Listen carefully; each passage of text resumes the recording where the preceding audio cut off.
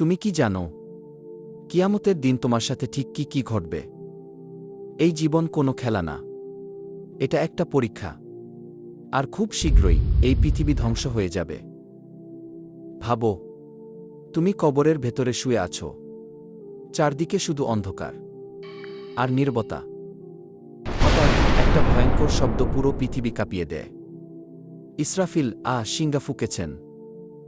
প্রথম ধাপ, পুনরুত্থান। তোমার আত্মা আবার তোমার দেহে ফিরে আসে। হাত জোড়া লাগে, তুমি উঠে দাঁড়াও। তুমি একা না, পৃথিবীর প্রতিটি মানুষ একসাথে কবর থেকে উঠবে। দ্বিতীয় ধাপ, সমবেত হওয়া। সবাইকে এক জায়গায় জড়ো করা হবে, এক বিশাল ময়দানে। ভাই ভাইকে এড়িয়ে যাবে, বন্ধু বন্ধুকে চিনবে না, সবাই শুধু নিজের চিন্তায় ডুবে থাকবে। তৃতীয় ধাপ, জ্বলন্ত সূর্য। সূর্য এত কাছে চলে আসবে, যেন মাথার ওপরেই। কারো ঘাম শুধু পায়ে থাকবে, আর কেউ নিজের ঘামেই ডুবে যাবে। সবকিছু নির্ভর করবে তোমার আমলের উপর। আর এরপর যা হবে সেটা আরও ভয়ঙ্কর। চতুর্থ ধাপ, মহান আরজি। তাপ অসহ্য হয়ে যায়, মানুষ আর সহ্য করতে পারে না। সবাই দৌড়ে যাবে আদম এর কাছে, বলবে, আমাদের জন্য আল্লাহর কাছে বলুন, বিচার শুরু হোক। কিন্তু একে একে সব নবী বলবেন, নাফসি নাফসি, আমি নিজেকেই বাঁচাতে চাই। অবশেষে মানুষ আসবে রাসূলের কাছে।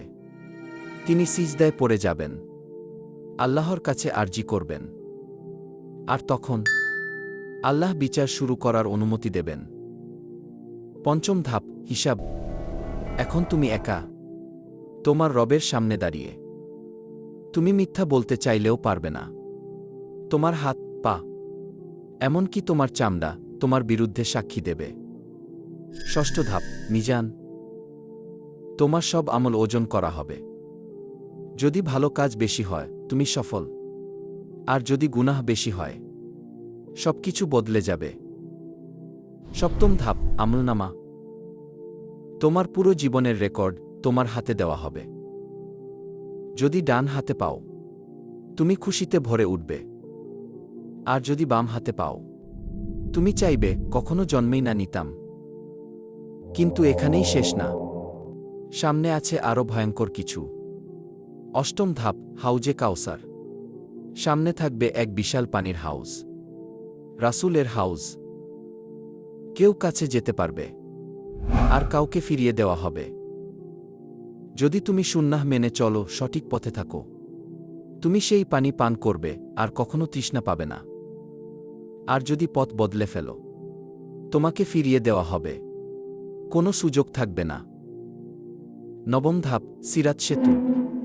জাহান্নামের উপর দিয়ে একটি সেতু, চুলের থেকেও সরু, তলোয়ারের থেকেও ধারালো।